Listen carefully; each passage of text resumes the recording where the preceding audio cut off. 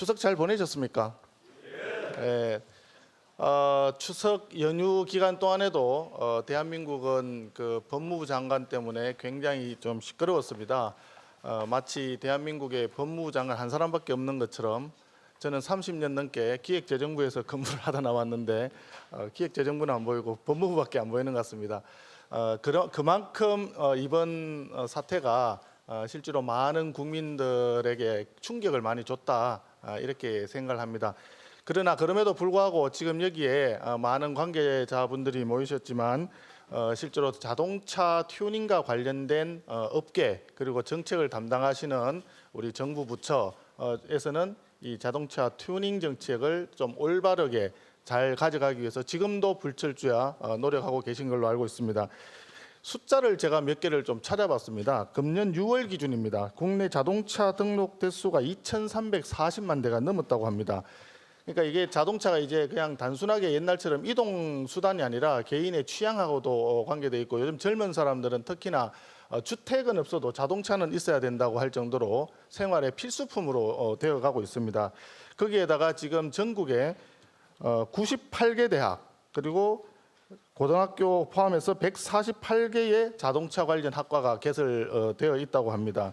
자동차 용품 업체를 포함해서 튜닝 관련 사업체가 전국에 7,671개, 거기에 종사하고 있는 분들이 17,725명이라고 우리 협회에서 저한테 숫자를 알려줬습니다. 굉장히 관련되는 분야도 많고 관련되는 학과와 학생들과 가족들과 우리 사업체에 종사하시는 분들까지 해서 우리 경제에 미치는 영향이 굉장히 크다. 그리고 앞으로 자동차 산업이 점점 더 발전해 가면서 튜닝 쪽이 어떻게 보면 굉장히 그 발전 가능성이 훨씬 더 큰 분야이다. 그렇기 때문에 정책적인 지원이 대단히 중요한 분야이다 이렇게 생각을 합니다. 앞으로 이 자동차 튜닝 산업 발전을 위해서 저는 열심히 하겠다는 말씀을 먼저 드리고 여기 우리 박순자 그 위원장님도 와 계시는데 필요한 역할을 국회에서 할 수 있는 역할은 최대한 열심히 하겠다 하는 말씀을 드립니다.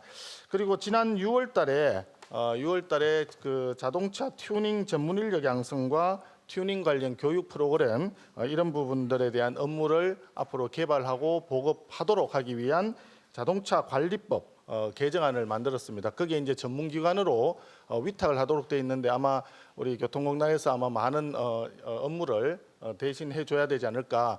아마 이 부분이 이제 국토교통부에서 위탁을 하겠지만 산업통상자원부에서도 관련 사항이 많고 하기 때문에 앞으로 더 많은 역할이 필요하다 이렇게 생각을 하고 더 안전하고 더 편리한 자동차 튜닝 시대가 조속히 올 수 있도록 우리 모두 이 자리에 계신 분들을 포함을 해서 관련 업계와 관련 학계 그리고 정치하는 분들 포함해서 다 열심히 해야 되겠다 이렇게 생각합니다. 오늘 그 토론회에 참여해 주신 모든 분들께 감사를 드리고 자리를 빛내주신 이 자리를 그 메워주신 모든 분들께 앞으로의 더 큰 무한 발전을 건성을 또 기원을 합니다. 한 가지 다 좀 그 아쉬운 점은 지금 현재 이 시각 현재도 우리 이제 당 대표를 비롯해서 많은 우리 당 소속 의원님들이 투쟁 중인 관계로 해서 많이 오시지 못한 점이 다소 아쉬움을 남습니다. 그렇지만 그 마음은 전부 다 하나일 거라고 생각합니다. 여러분들의 건성을 기원하고 또 앞으로 자동차 튜닝 산업 쪽이 더 크게 발전할 수 있기를 기원합니다. 여러분 감사합니다. 첫 번째 발표는 우리 국토교통부 자동차 정책과 윤진환 과장님께서 우리 자동차 튜닝 활성화를 위한 전체 방향에 대해서 발표하시겠고요. 우리 윤진환 과장님께 뜨거운 박수 부탁드리도록 하겠습니다. 우리나라 튜닝의 어떤 현황과 문제점을 간단하게 본다면 우선은 뭐 튜닝은 뭐 일단 자동차 관리법의 개념 정의가 되어 있습니다. 뭐 성능 향상이나 외관 단장을 하기 위한 구조 장치의 변경 또는 부착물의 추가로 지금 법적인 개념이 정의가 되어 있고요.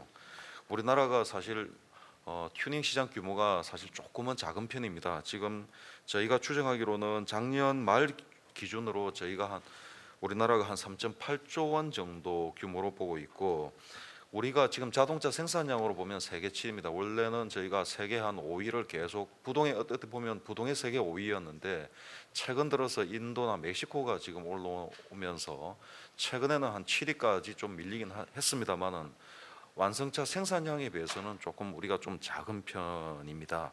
하지만 뭐 최근에 자동차 튜닝 시장이 연평균 한 4.2% 정도로 좀 견조하게 성장을 하고 있어서 정책적인 뒷받침만 있다면 충분히 가능성이 있고 한 단계 더 점핑할 수 있다라고 지금 생각을 하고 있고요. 5페이지를 보시면 우리 튜닝 규제 체계는 어쨌든 뭐 자동차라는 게 뭐 잘 아시는 것처럼 자동차는 국민의 어떤 생명과 신체 안전에 직접적인 영향을 주는 교통수단이다 보니 그리고 또 환경 문제와도 또 관련이 있습니다. 그러다 보니 일정 부분의 규제는 불가피한 거고요. 다만 그렇다 하더라도 지금 우리 튜닝 규제가 보면 사실 이제 승인 항목이라든가 사전에 승인을 받아야 되고 그리고 또 튜닝이 아예 어떻게 보면 제한받는 아예 할 수 없는 이런 제한 사항들이 사실 조금 많은 건 사실입니다. 그래서 그동안 튜닝 업계에서도 좀 엄격하고 좀 까다롭다라는 인식을 하고 있었고요. 네, 다음 페이지 6페이지를 보시겠습니다. 그래서 튜닝 활성화 방안이 이번에 새로 마련이 됐는데 기본 방향은 일단은 이 튜닝에 대한 어떤 규제 체계를 획기적으로 좀 개선을 하되 상응하는 어떤 안전 대책, 보안 대책을 마련해서 시행한다는 게 기본 방향이고요. 그래서 여러 가지 한 세 가지 한 추진 전략을 수립을 했습니다. 일단은 튜닝 규제 체계를 획기적으로 좀 개선하는 거. 이번 대책의 핵심은 튜닝 규제 체계 핵심 혁신이었습니다. 그다음에 튜닝 지원 기반 마련 그리고 인식 개선 이 두 가지까지 합쳐서 병행해서 추진을 하게 되면은 뭐 저희가 볼 때는 저희가 튜닝 시장 규모가 작년에 한 3.8조 원이었는데 이게 한 2022년에는 한 4.9조 원. 그다음에 튜닝 일자리 같은 경우도 작년에 한 5만 1,000명 정도 저희가 추정을 하는데요. 22년까지 한 6만 6천 명 정도 증가하지 않을까 그렇게 생각을 하고 있습니다. 다음 7페이지입니다. 먼저 튜닝 규제 체계의 혁신입니다. 우선은 기존의 어떤 네거티브 사실 튜닝 규제는 사실은 좀 소극적인 네거티브 방식으로는 되어 있습니다. 일단 하지 말 승인을 받으라고 하는 것 외에는 사실은 다 할 수 있는데 근데 문제는 승인을 받아야 되는 게 너무 많습니다. 사실은 그래서 좀 엄격하고 좀 제한적인 네거티브 방식이었다면 이걸 조금 더 포괄적으로 좀 가져가겠다라는 거고요. 우선은 튜닝 금지 사항들이 좀 몇 가지가 있습니다. 그런 것들을 우선 허용하는 게 되겠는데요. 우선은 최근에 캠핑카의 어떤 등록이 굉장히 지금 가파르게 증가하고 있습니다. 표를 보시면 아시겠지만 그래서 근데 문제는 이 캠핑카가 지금 어떻게 되냐면은 이게 승합차로 차종 분류가 되기 때문에 승용이라든가 화물이라든가 특수차는 이 튜닝을 해서 캠핑카로 튜닝할 수 원천적으로 할 수가 없습니다. 그래서 요거를 모든 차종으로 지금 허용하도록 하는데 이게 법은 지금 얼마 전에 국토교통위원회 통과하고 국회에서 개정이 되었습니다. 그래서 이게 내년 2월 달에 시행이 되는데요. 이건 시행규칙 개정을 거쳐서 내년 한 2월 달부터 바로 이제 시행을 하려고 지금 준비를 하고 있고요. 이렇게 하게 되면 연간 한 6천여 대의 새로운 캠핑카 시장이 만들어질 걸로 보여지고요.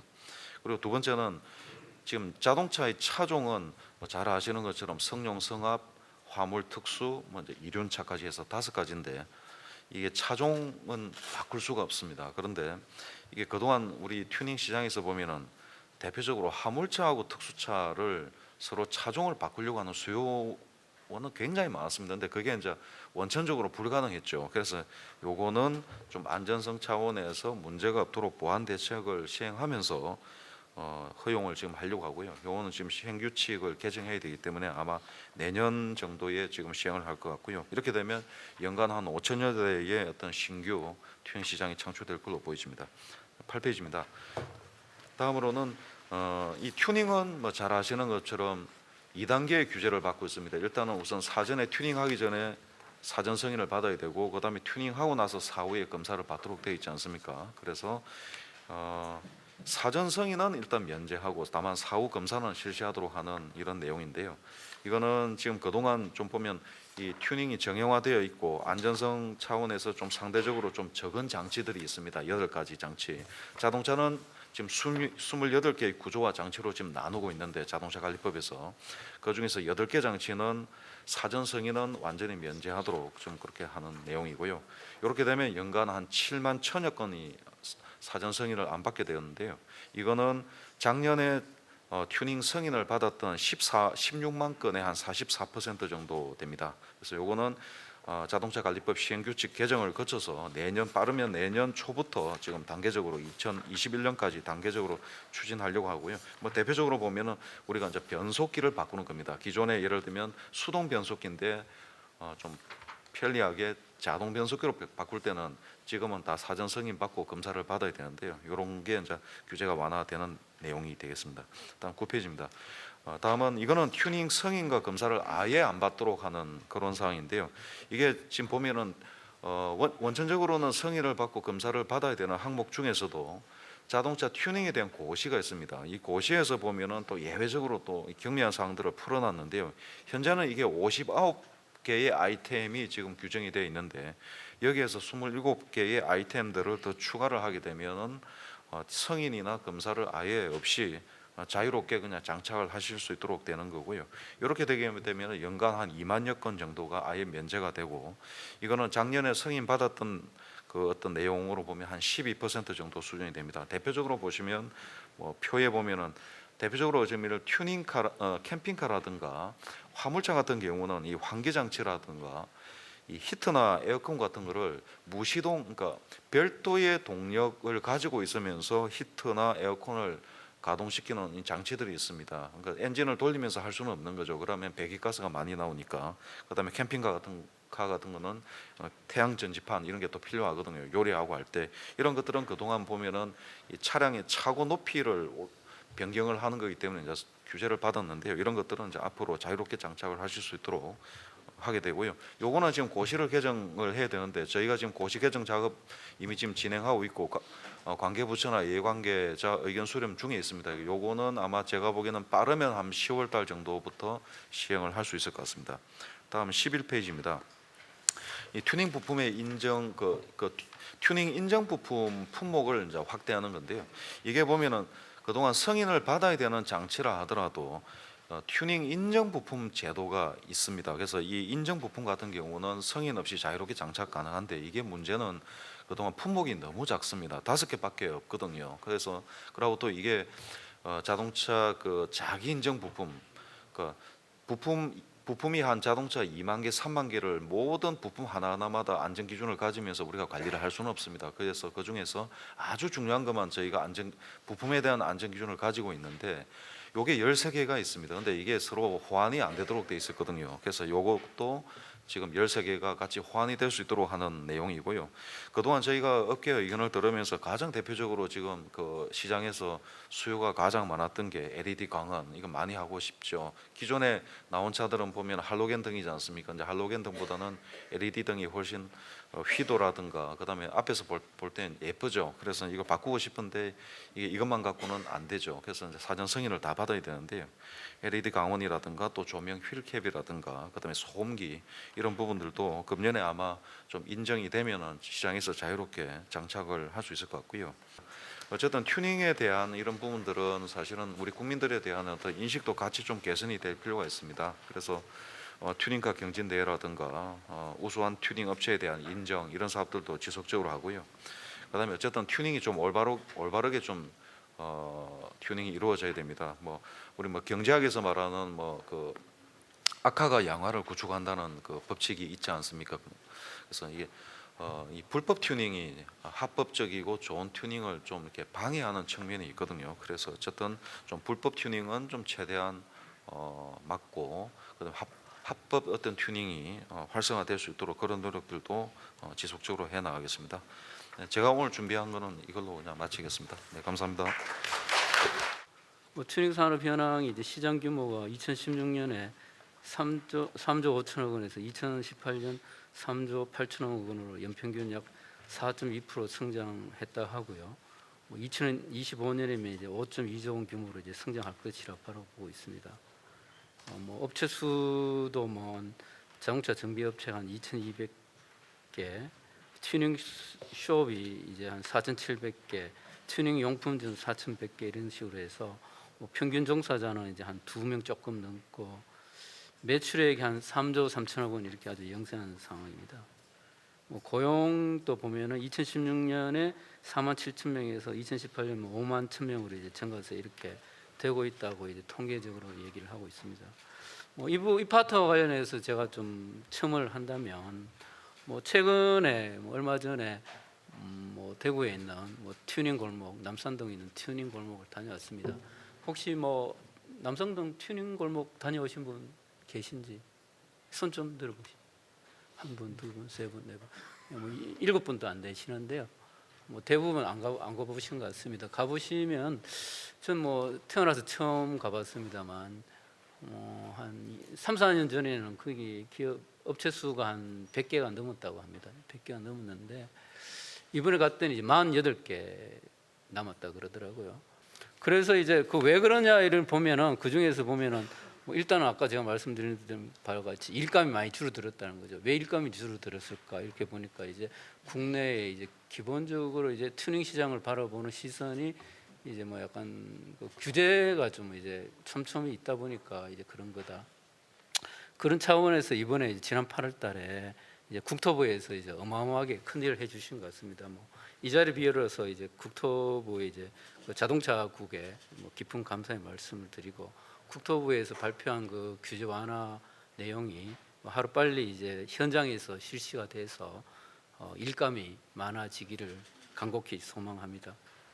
뭐 아울러서 이제 뭐 조금 더 욕심을 바란다면 좀 더 이제 약간 엑스퍼다이트 규제 완화를 가속화시키는 그런 것까지 이어지면 좋겠고요. 뭐 예를 들면 미국 같은 경우는 물론 우리나라하고 이제 뭐 정치적인 체제라든가 시민 의식이 좀 다르긴 하죠. 사회적인 체제가 다르긴 한데 뭐 거기 미국 같은 경우 훨씬 더 이제 적극적으로 이제 규제를 완화하고 기본적으로 이제 별도의 규제를 두질 않고 이제 꼭 이제 튜닝하면 안 되는 품목만 하는 그런 네거티브 시스템을 운영을 하고 있죠.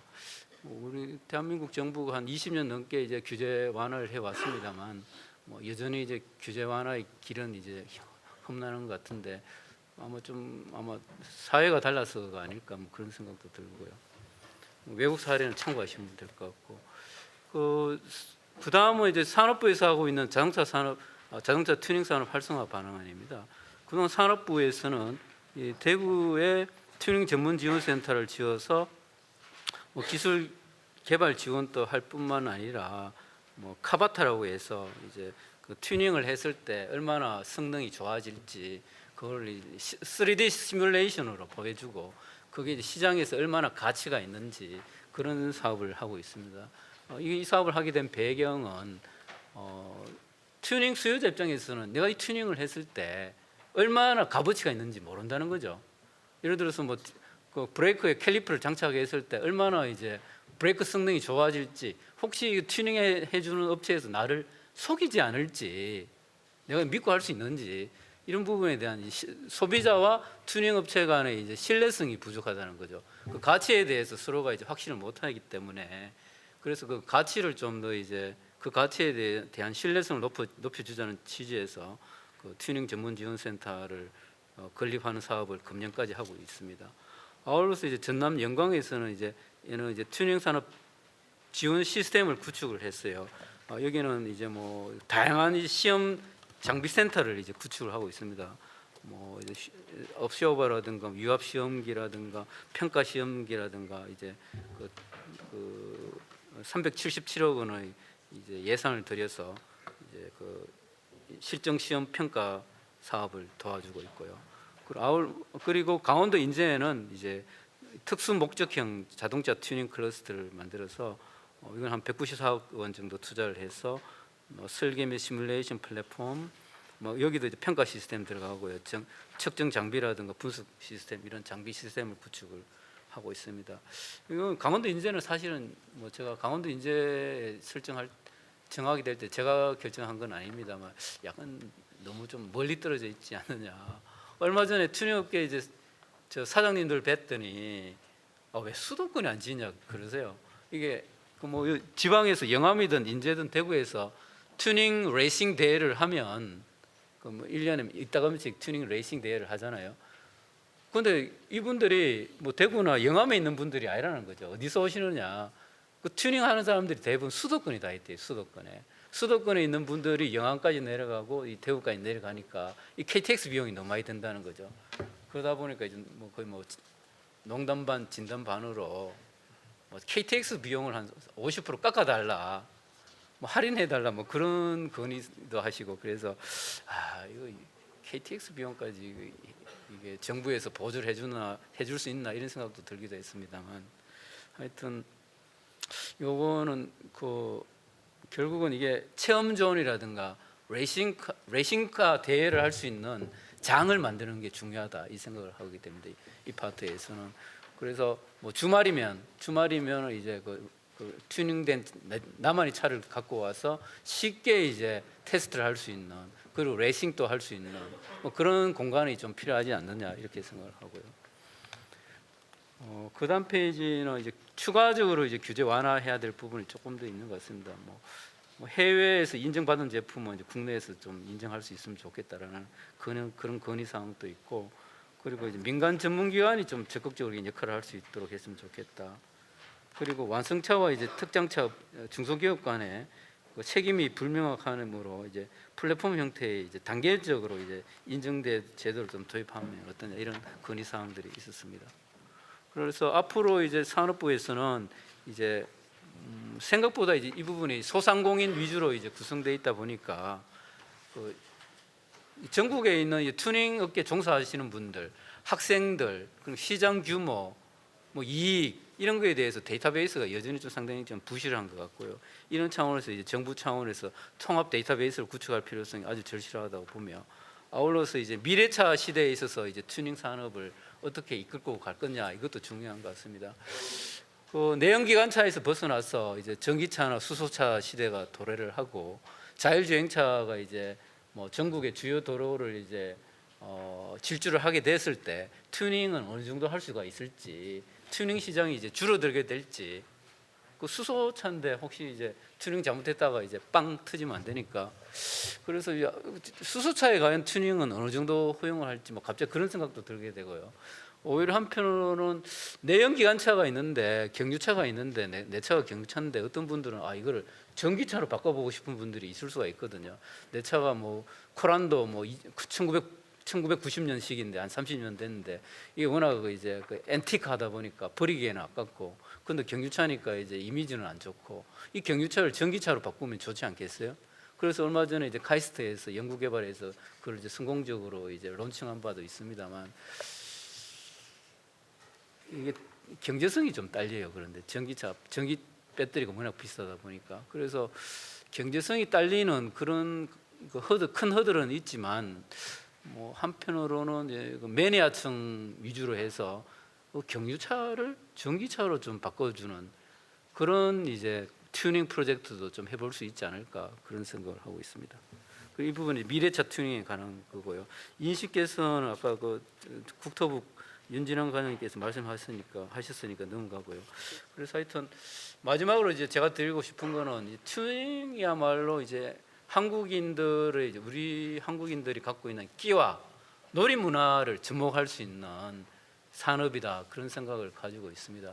그래서 특히 이제 뭐 아까 그 송원석 의원님께서 말씀하셨다시피 전국 대학교와 고등학교에서 뭐 148개 학과가 있다는데 이 수많은 그 눈이 초롱초롱한 대학생들과 이제 고등학생들이 이제 이 분야에 이제 공부를 하고 있고 종사를 하겠다는 건데 앞으로 이제 미래 세대를 위해서 양질 일자리를 창출할 수 있는 분야라는 차원에서 어떻게 해서라도 한국인들의 끼와 놀이 문화를 여기에 튜닝 산업에 잘 접목을 시켜서 활성화시켜야 되겠다는 생각을 하게 되었습니다. 예, 감사합니다. 잘 아시는 바와 같이 제4차 산업인맥이나 화두는 독일에서 던졌죠. 예. 독일과 한국은 경제 모델이나 여러 측면에서 유사합니다. 특히 자동차 산업과 관련된 분야에 대해서는 상당히 좀 우리가 모델화해야 되고, 특히 튜닝 분야에 대해서는 우리나라도 좀 내공이 많이 강해져서 우리가 그 지난해인가요? 우리 ETO 유럽 자동차 튜닝 협회에 좀 모시고 세미나도 개최하고 주기적으로 소통을 하고 있습니다만은 한국이 그야말로 튜닝에 관련돼서는 튜닝하는 것은 여러분 잘 아시다시피 세 가지 측면에서 자동차를 기획하고 설계하고 그다음에 제작해서 성능 시험 평가, 판매 1위까지 비포 단계와 애프터 단계를 다 아우르는 그런 품목이다. 이걸 우리 4차 산업혁명과 좀 공유를 해서 특히 이종 산업 간 자동차와 IT 업계 그다음에 공유 플랫폼을 활용한다라고 하면 튜닝에 관련돼서도 충분한 좀 에너지가 좀 나오지 않을까라는 내용으로 제가 설명을 했습니다. 그렇다면 유인물에 보시면 41페이지를 보시면요. 기존 동력은 말 그대로 소품종의 대량 생산의 대기업 위주로였다라고 하면 자동차 튜닝은 독일처럼 제가 왜 해외 사례를 말씀을 드리냐면 어쨌든 독일의 그런 경제 모델과 우리 한국의 그 경제 모델이 유사한 수출 주도형이기 때문에 그렇습니다. 결국 자동차 튜닝 업계도 국내 시장보다는 해외 시장 글로벌 기업의 강소 기업으로 분명히 좀 키워야 된다라고 생각하고 그거는 그런 분야는 미국이나 일본에 관계된 분들의 말씀에 의하면 오히려 한국이 더 그런 강소 기업으로서 발전 가능성이 충분히 있는 기업이 있다라고 합니다. 그래서 오늘 기회를 빌어서 좀 정부 부처에서도 관심을 갖고 좀 일자리 창출 측면 또는 기업의 강소 기업의 육성 측면에서는 반드시 이런 기업에 대한 육성책이 좀 뒤따라야 되지 않겠나라고 보아집니다. 그래서 이제 자동차는 대기업 위주에서 소비자 니즈에 맞는 다품종 소량 생산으로 전환이 된다. 그래서 우리 윤준환 과장님이나 양 과장님께서 말씀하셨다시피 물론 소량 생산이라든가 여러 가지 측면에서 지금 규제가 네거티브 형태로 좀 바뀌고 있지 않습니까? 그걸 좀 더 가속화시킬 필요가 있다라고 좀 보아집니다. 그리고 43페이지에 보면 제가 복합담지를 언급을 했습니다. 오늘 그 성호석 의원님 계신 김천도 튜닝 클러스터가 지금 현재 진행을 계획하고 있고요. 또 전라남도 영암, 또 영광, 또 전북의 특장차 인증센터 등등의 인증센터를 중심으로 하는 좀 지자체를 중심으로 하는 센터가 지금 활성화되고 있습니다. 거기에 보시는 바와 같이 문화와 기술과 그 다음에 놀이문화가 형성되어져 있는 복합단지가 좀 필요하다라고 좀 봐서 제가 43페이지에 언급을 좀 했고요. 거기에는 향후에는 우리가 튜닝도 미래 안전 첨단 자동차라고 하는 또 운행차에서도 좀 다양한 좀 튜닝 사례가 있듯이 첨단 안전 자동차에 대한 산학연 결국 기업과 학교와 연구기관이 한데 어우러진 그런 센터가 반드시 좀 필요하다라고 해서 여기 보시면 산학연 R&D 지원센터에 대한 인증지원센터라든가 입주기업 수출 지원 또 중소기업의 R&D를 지금 지원하는 네트워크가 필요하다. 그리고 앞서 말씀드린 바와 같이 그런 각종 인증 성능에 대한 인증센터라든가 또 가상현실 실제 주행을 시행할 수 있는 그런 VR을 활용한 미래 첨단 자동차의 R&D 센터가 필요하지 않겠나. 또 여기에는 자원 순환이 좀 반드시 필요합니다. 자동차 생산에서 폐차에 이르기까지 그런 리사이클에 대한 분야도 자원 순환 센터와 같이 필요하고요. 또 중요한 것은 우리 튜닝 센터, 비포와 애프터를 아우르는 이러한 종합 튜닝 센터가 반드시 필요하고 튜닝 발전 방안에 대해서는 제가 총 한 8가지를 말씀을 드렸습니다. 소량 생산 활성화라든가 클래식화 활성화 같은 경우는 이미 말씀을 드렸고요. 특히 소량 생산 활성화는 1년에 300대 이의 소량 생산인데 이것은 이제 그레이드를 나눠서 우리가 슈퍼카를 할 수 있는 분야 충분히 있습니다. 우리가 페라리나 람보르기니 같은 슈퍼카도 까로체리아라고 하는 공방에서 만들어집니다. 결국 수제작이거든요. 그거를 우리가 좀 강력하게 할 수 있는 그런 발판이 좀 필요하겠다 싶고요. 그다음에 클래식화 활성화라는 것은 제가 제주도 전기차 관련된 포럼도 가봤습니다만은 제주도는 관광 도시이잖아요. 거기에는 렌트카 회사들이 많이 있습니다. 근데 거기에 소비자들을 대상으로 어떤 차종이 좀 필요하냐, 어떤 차면 타겠냐라고 했더니 30년, 50년대 클래식카를 한번 타고 관광을 하고 싶다라고 합니다.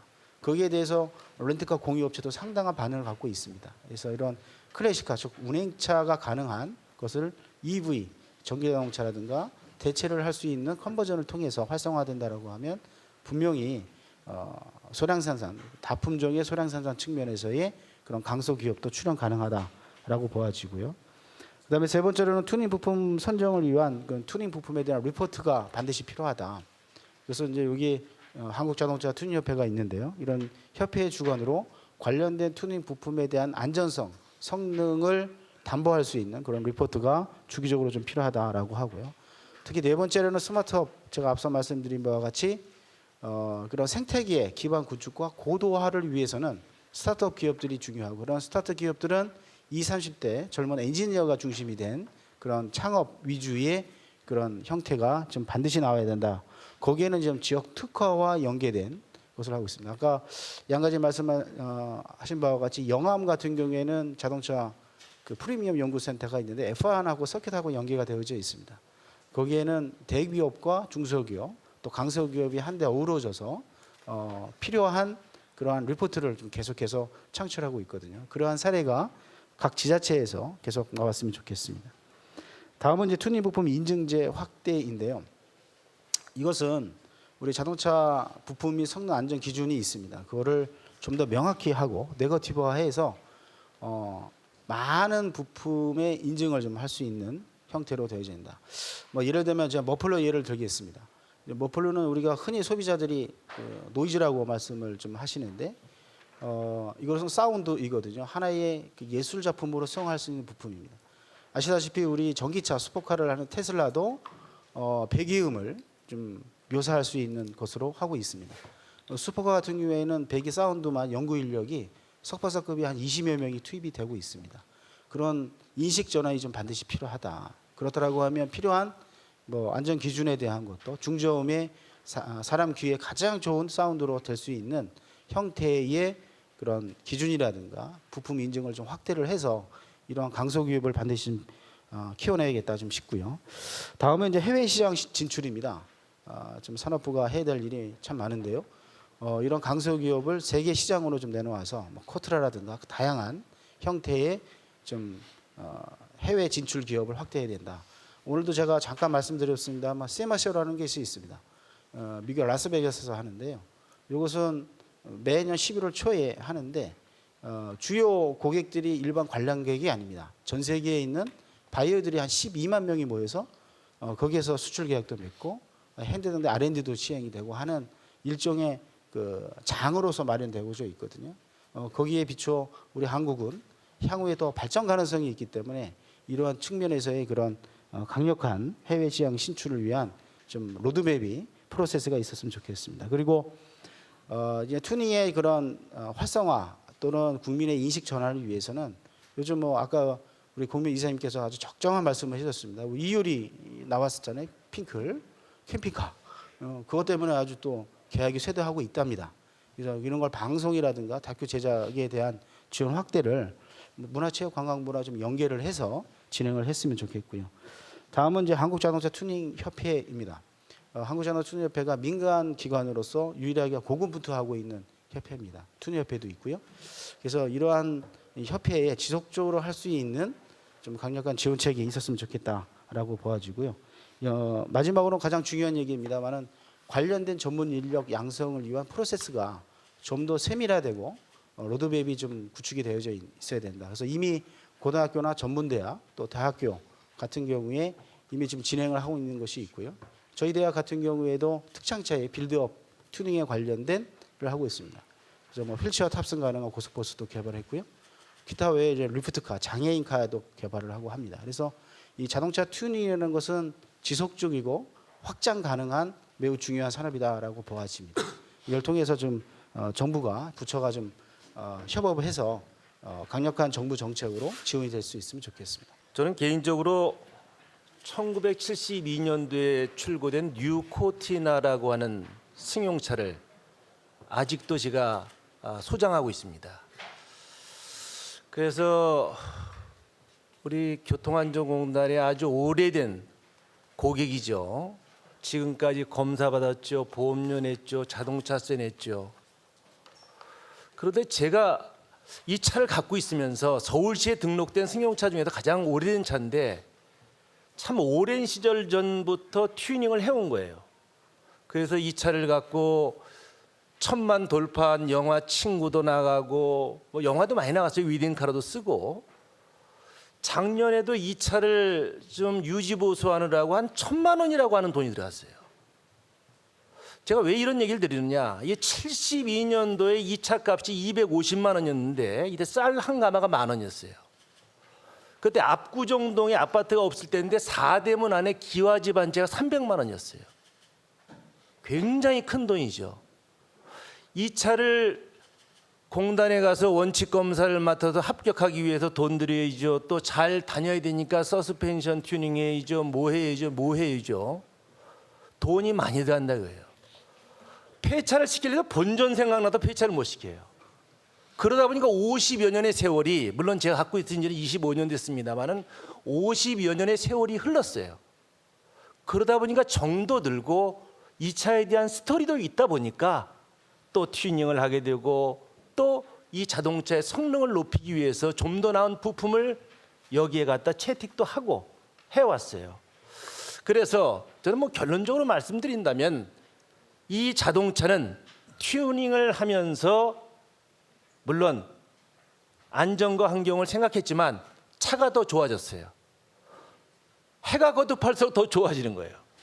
우리 인간도 100세 건강 시대를 살면서 튜닝을 많이 하지 않습니까? 과거엔 연예인만 했지만 요즘은 안 그렇지 않습니까?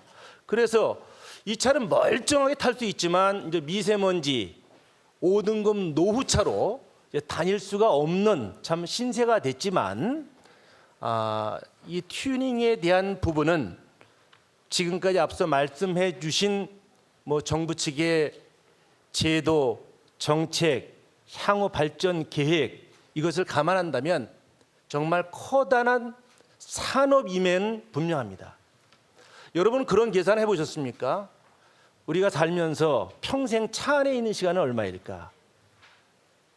4년입니다. 4년. 하루에 2시간 30분씩 차를 탄다고 봤을 때 40년을 운행한다고 하면 잠자는 시간을 집에 가서 잠자면 7년 동안 차 안에 있는 거예요.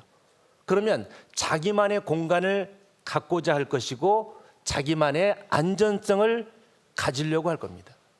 충분한 소비자 입장에서의 필요성은 있습니다. 그러나 지금까지 말씀을 하신 발표자 분들에 의하면 이것이 커다란 산업으로 보고 있습니다. 맞습니다. 그러나 소비자 입장에서 본다면 산업이지만 나한테는 얼마나 필요한 공간일까? 나한테는 얼마나 안락하고 편안한 자동차일까를 생각하고 튜닝을 하게 됩니다. 산업인 만큼 진입 단계에서 소비자의 인식을 거스르지 않는 인식을 갖도록 산업이 시작돼야 됩니다. 그러기 위해서는 여러 가지 조건이 있겠습니다만은 이런 튜닝 검사도 정말 전문화된 정말 과학적인 검사를 받아서 소비자가 바라는 바 안전 환경 검사가 될 수 있도록 좀 해주시고요. 또 튜닝을 했어요. 작년에 제가 1,000만 원을 이 코티나 차에 드리면서 야 이건 보증 수리는 어떻게 되는가? 이거 보험은 또 어떻게 되는가?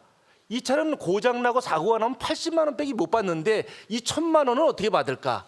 라는 등등의 보험적인 문제 이런 것도 감안해서 이 튜닝 산업이 하나의 거대 산업이라면 일거리 창출이라면 소비자 입장에서 진입 단계에서 소비자 보호할 수 있는 방안도 함께 좀 검토를 해주시고 그리고 이제 맨 마지막으로 이 튜닝한 자동차들의 문제점이 많이 지적되지 않았습니까? 그러기 위해서 앞서 발표자분께서 이 인식 개선 캠페인도 있었는데 앞서 뭐 보니까 공단에 8억 뭐 이런 예산을 줬다고 하는데 이 거대 산업에 8억 예산 갖고 이거 되겠습니까? 그래서 튜닝을 하는 이 소비자 운전자에 대한 인식 개선 캠페인도 진입 단계에서 새로운 문화가 형성돼야 이 산업이 산업으로 형성될 수 있다고 저는 소비자 입장에서 보면서 하여튼 코티나를 제가 48년 동안 이렇게 쭉 타다 보니까 돈이 많이 들어가요. 산업은 분명한 산업이니까 잘 좀 설계하시고 이 분야의 제도 정책 또 오늘 이 자리를 함께 개최해 주신 우리 한국교통안전공단의 권병 이사장님도 깊은 관심과 또 좋은 정책에 대한 소비자 배려도 함께 하기를 기대해 보겠습니다. 고맙습니다. 일단 우선 튜닝 부품 인증 제도는 그 자동차 튜닝 부품의 성능 및 품질에 관한 인증을 통해서 소비자에게 안전과 환경에 적합한 튜닝 부품을 공급하기 위한 제도입니다. 그래서 국토부에서 그 관련된 제도를 법적 근거를 기반으로 지금 한국자동차 튜닝협회의 관련 인증 제도를 지금 인증 기관으로 해서 운영을 하고 있습니다. 사실 2014년도서부터 튜닝 부품 인증제가 진행이 되어 왔는데 많이 홍보도 되지 않고 사실 실효성이 없었던 게 사실입니다. 이제 자료에는 좀 넣지를 못했는데 2016년도 12월에 자동차 튜닝에 관한 규정 4조에 경미한 구조 및 장치에 대한 튜닝 승인을 면제되는 대상에 튜닝 인증 부품이 들어가기 시작을 했습니다. 그래서 이제 현재 튜닝 부품 인증 제도에 그 승인된 부품에 한해서는 튜닝 승인 및 검사를 지금 면제받게 되어 있고 실질적으로 튜닝 부품 인증제를 운영하면서 2017년도서부터 구조 변경 대상인 그 머플러나 브레이크 캘리퍼에 대한 그 튜닝 부품 인증이 활발하게 진행이 되고 있습니다. 그 튜닝 부품 인증제가 어떻게 실시되냐 하면 그 부품의 제조사나 유통사가 협회에 튜닝 부품 인증을 신청을 하게 되면 협회는 해당 유통사나 제조사가 적합하게 부품을 제조하고 유통 관리하고 사후 관리가 되는지에 대해서 평가를 하고 그 관련된 스펙에 따라서 제품에 대한 품질을 확인하고 인증을 내어주게 되어 있습니다. 소비자는 부품을 구매하게 되면 장착점에서 그 인증받은 부품을 구매하게 되면 실제 장착점에서 장착을 하고 동봉된 튜닝 부품 인증 표식을 자기 자동차 등록증에 부착하게 되고 그 튜닝 샵에서 인스톨한 인원은 자동차 튜닝 부품 인증 센터에 장착 사진과 함께 등록을 하게 되면 향후 자동차 검사할 때 빔스와 연동이 돼서 정기 검사 시에 본인 차량이 어떻게 튜닝이 되어 있는지도 확인이 가능한 시스템입니다. 해당 시스템은 제가 아는 범위 내에서는 전 세계에서 유일하게 튜닝된 부품에 대해서 전산 관리가 되고 있는 걸로 알고 있습니다. 그 튜닝 활성화하자고 얘기를 하는데 제도가 잘 돼 있습니다라고 얘기를 하니까 조금 이상한 부분이 있는데 실질적인 얘기를 좀 더 드리면 현재 튜닝 부품 인증제를 운영하기 위한 제도는 상당히 잘 되어 있습니다. 근데 유통되고 있는 그러니까 튜닝 부품이 인증제로 들어오는 데 있어서 그 관련된 스펙이 그 자동차의 제작차에 준한 기준으로 좀 가혹하다 보니까 많은 부품들이 튜닝 부품 인증제에 들어와서 그 구조 변경 대상에서 제외되고 널리 유통되는데 좀 제한적인 부분이 있습니다. 그래서 인증 부품 현황이나 이런 부분은 자료로 좀 가늠하겠습니다. 인증 제도를 진행하면서 잘된 점에 대해서 좀 말씀을 드리면 과거에 브레이크 캘리퍼가 인증제를 통해서 실질적으로 이제 구조 변경 대상에서 제외가 되면서 많은 제조사들이 인증을 받기 위해서 노력을 하고 있습니다. 그 과정에서 실제 과거에는 유통이 되었던 브레이크 캘리퍼가 품질 검사에서 문제가 생겨서 개선이 되고 설변이 되고 좀 더 나은 제품으로 시장에서 유통이 되고 있습니다. 그래서 어떤 인증 제도가 정착이 되면서 소비자 입장에서는 좀 더 안전하고 좋은 제품의 튜닝 부품을 활용을 할 수 있는 기회를 가질 수 있게 되었고요. 그 과거에 없던 조명 엠블렘이라는 부품에 대해서는 신규 스펙을 제정을 해서 완성차에서도 해당 부품에 대해서 실질적으로 활용을 하고 좀 더 나은 외관이 미려한 자동차가 유통이 되고 있습니다. 그리고 최근 들어서 금년 저희가 10월에 시행이 될 걸로 예상이 되는데 전조등의 할로겐 램프를 대신할 수 있는 LED 전조등에 대한 광원도 인증제를 통해서 합법적인 부품으로 들어올 걸로 예상하고 있습니다. 문제점에 대해서 말씀드리겠습니다. 사실 이런 좋은 제도가 있는데 활성화되지 못하는 이유는 전체적으로 봐서는 결국엔 그 스펙이 과도한 부분이 있지만 그 스펙이 시장의 어떤 요구를 적합하게 반영하지 못하는 부분이 가장 큰 부분이라고 할 수 있습니다. 그 앞에서도 말씀하셨던 부분이 있는데 뭐 일예로 머플러를 좀 설명을 드리면 실제 튜닝 승인 구조 변경을 통해서 매년 머플러가 튜닝이 되는 사례가 약 12,000건에서 13,000건으로 집계가 되고 있습니다. 근데 실제 인증된 부품의 판매 수량은 한 매년 1,000건 미만으로 확인되고 있습니다.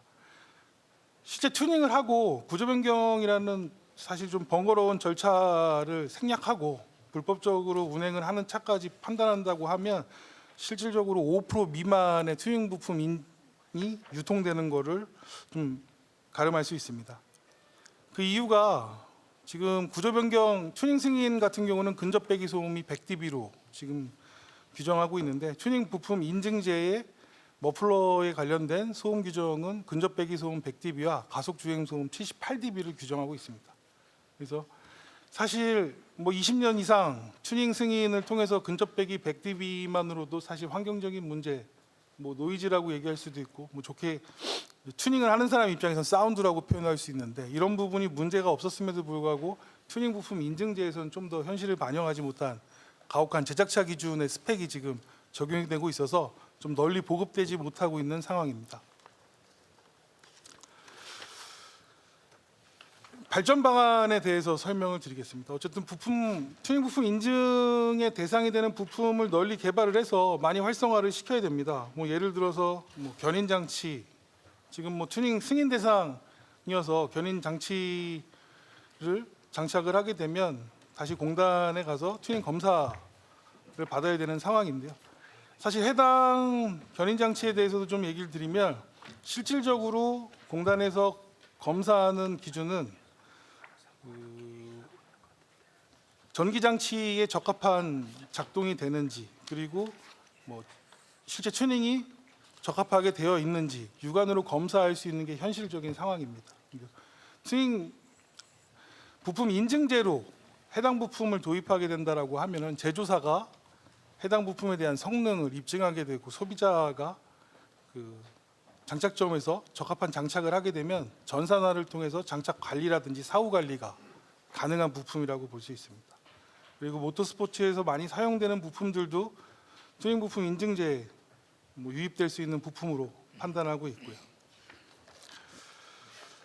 그리고 제도적인 측면에서 개선점을 한 가지 더 말씀드리면 부품 자기 인증 대상하고 튜닝 부품 인증제의 대상이 지금 구분이 되어 있습니다. 근데 뭐 휠로 좀 설명을 드리면 부품 자기 인증은 실제 널리 쓰이는 자동차 부품에 대해서 제조사가 안전을 담보할 수 있게 잘 제작하고 품질 관리를 하라는 의미인데 튜닝 부품으로 만약에 알루미늄 휠을 바라본다라고 하면은 얘는 내가 쓰려고 하는 차에 최대 경량화된 휠이 장착이 되어야 하는 상황에 부품 자기 인증과 튜닝 부품 인증의 이 제도 자체가 좀 대립되는 상황이 연출이 됩니다. 그래서 뭐 굳이 좀 더 활성화된 대책으로 제안을 하자면 부품 자기 인증도 뭐 널리 소비자들이 써야 되는 부분이 있기 때문에 뭐 운영은 진행해야 되고 튜닝 부품 인증 대상이 되는 품목에 한해서는 적용되는 차종에 있어서만 명확하게 구분이 되고 유통이 된다라고 하면 튜닝 부품 인증을 받은 부품은 부품 자기 인증 대상에 충족하는 걸로 좀 인정을 해줬으면 하는 생각을 좀 말씀드립니다. 그리고 관련된 제도나 인증제가 지속적으로 발전을 하려면 저희 협회에서도 인증된 부품에 대해서 충실한 사후 관리를 통해서 소비자들이 안정적이고 좋은 품질의 튜닝 부품을 사용할 수 있도록 열심히 노력하겠습니다. 이상입니다. 우리 공단에서 자동차 튜닝 승인을 받은 자동차가 작년에 약 16만 대였습니다. 이는 14년도에 정부의 튜닝 산업 진흥 대책이 발표된 이후 최근 한 5년간 약 30% 정도 증가했습니다. 그럼에도 불구하고 연간 튜닝 대수는 아직까지 저희 우리나라 등록 대수의 약 0.7% 수준밖에 되질 않습니다. 이는 역설적으로 성장할 잠재력이 훨씬 많다 이렇게 보셔도 될 것 같습니다. 자동차 튜닝 제도를 운영하고 있는 우리 공단의 입장에서 활성화 방안으로 크게 한 현재 제도의 개선 부분과 미래 튜닝 수요를 어떻게 수용할 것인가라는 부분으로 해서 말씀드리도록 하겠습니다. 윤진환 과장님께서 개략적으로 말씀을 해주셨습니다만 먼저 현재의 튜닝 제도의 합리적 개선 부분입니다. 튜닝에는 자율 튜닝과 승인 튜닝으로 크게 두 개로 나눌 수가 있습니다. 자율 튜닝은 소유자의 의사로 사전에 승인이라든지 검사가 필요 없는 항목들입니다. 이 부분을 이번에 대폭 확대합니다. 현재 59개 항목으로 되어 있습니다만 전조등 변경 등으로 해서 27개 항목을 추가해서 올해 안으로 86개 항목으로 확대 적용될 수 있도록 할 것입니다. 다음은 승인 튜닝의 절차 개선 부분입니다. 승인 튜닝은 자동차 관리법상의 7개 구조 21개 장치 중에서 2개 구조 13개 장치가 승인 튜닝으로 되어 있습니다. 승인 대상 13개 장치 중에서 동력정달 장치라든지 등화 장치 등 해서 한 8개 장치에 대해서는 내년부터 단계별로 사전 승인 면제하고 튜닝 검사만 실시하는 제도를 도입합니다. 사전 승인 면제 제도가 도입됨에 따라서 국민들에게는 수수료 절감이라든지 시간 절약 등의 경제적 도움이 있으리라고 기대합니다. 다음은 미래 자동차 튜닝 시장을 더욱 성장시키기 위한 방안에 대하여 말씀드리도록 하겠습니다. 튜닝을 활성화하기 위해서는 튜닝의 가능 범위를 확대해 나가야 한다는 것에서는 모두들 동의하실 겁니다. 하지만 현재 상태에서 튜닝이 제한되고 있는 항목들이 있는데요. 어떤 어려움이 있고 또 이를 해소하기 위해서는 어떤 방안이 있는지 크게 두 가지로 말씀드리도록 하겠습니다. 그 첫 번째가 튜닝 승인 대상이지만 튜닝에 따른 안전성 및 성능을 검증할 수 있는 시험 장비라든지 기술력 또는 기준이 등이 부재하고 있다는 겁니다. 예를 들면 ECU와 연동되는 비상자동 제동 장치라든지 ADAS 등 첨단 장치의 튜닝, 크레인이나 즉화기에 조동석을 설치하는 튜닝, 또 LED 전광판을 설치하는 튜닝 등이 여기에 해당됩니다. 이런 문제들을 해결하고자 우리 공단에서는 국토부와 함께 미래 기술 발전에 따른 튜닝의 선제적 대응과 현재의 잠재 튜닝 수요를 확대하기 위하여 튜닝카 성능 안전 시험센터 건립을 추진하고 있습니다. 이 센터는 내년에 설계가 들어가서 3년 후인 2023년에 준공될 예정에 있으며 참고로 2020년 건물 설계 예산이 정부가 편성해서 지금 국회에 제출되어 있는 상태입니다. 이 센터가 건립이 되면 자동차 튜닝에 따른 안전성 확보를 위한 시험과 검사 장비 및 검사 방법 등을 개발해서 그간 제한되었던 튜닝에 대하여 시험, 기술 검토 등을 실시해서 튜닝의 가능 범위를 대폭적으로 확대할 계획입니다. 또한 튜닝 부품의 시험 및 인증 업무도 지원할 계획으로 있습니다. 이를 바탕으로 해서 우리 공단은 2003년 튜닝 승인 업무를 지자체로부터 위탁받아 지금까지 안전성 확보를 위한 승인과 검사 업무에 집중해 왔습니다만 앞으로는 튜닝 비즈니스 지원 기능을 확대할 계획입니다. 현재는 튜닝 신청 건에 대해서 승인 가부를 결정하는 사전 심의 위주의 업무 형태였다면 앞으로는 튜닝 부품 개발 단계에서부터 우리 공단이 참여해서 튜닝 부품이 제도권 내에서 개발될 수 있도록 가이드라인을 제시하고 또 양산화될 수 있도록 지원할 계획입니다.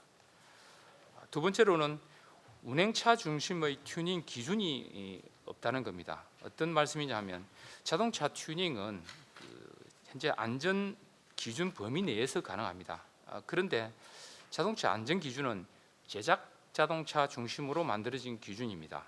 그런데 이미 운행 중인 자동차를 변경하는 것이 튜닝입니다. 그런데 튜닝카에 안전 기준을 적용하기에는 어려움이 많습니다. 그러니까 운행차 중심의 튜닝 기준이 필요하다는 것에 대해서는 많은 전문가분들이 의견을 같이 하고 있습니다. 그래서 우리 공단은 국토부와 협의해서 자동차 안전 기준과 더불어 별도의 튜닝 기준 마련을 검토할 계획입니다. 그간 우리 공단이 튜닝 승인 업무를 수행하면서 확보한 데이터, 공단이 보유한 역량을 활용해서 안전성과 성능이 검증된 모든 튜닝을 허용할 수 있는 기준을 마련하고자 합니다. 끝으로 튜닝 제도와 시스템 개선과 더불어 그 무엇보다 또 중요한 것이 전문 인력 양성 부분입니다. 튜닝 산업은 새로운 일자리 창출 측면에서 잠재력이 크다고 합니다. 기존 튜닝 업체 종사자분들의 전문성 강화를 위해서 튜닝 컨설팅 교육을 시행할 계획입니다. 또한 튜닝 업계 예비 종사자들 양성을 위해서 대학생이나 고등학생을 대상으로 교육도 시행할 계획으로 있습니다. 또한 일자리 매칭 프로그램도 운영할 것입니다. 이를 통해서 젊은 층의 튜닝 업계 창업과 취업을 적극 지원토록 하겠습니다. 국토부는 2025년에 튜닝 시장 규모가 5조 5천억, 또 튜닝 신규 일자리 창출 목표를 7만 4천 명으로 두고 지난 8월 8일 날 튜닝 활성화 대책을 발표하였습니다.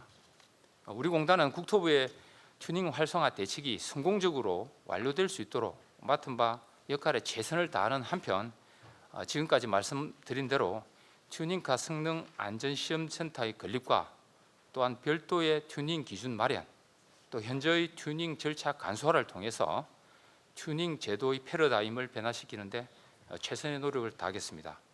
이를 통해서 경제 활성화는 물론 더 많은 일자리 창출 등 당초 목표 그 이상의 성과가 나올 수 있도록 최선을 다하겠습니다. 이상으로 발표를 마치겠습니다. 감사합니다.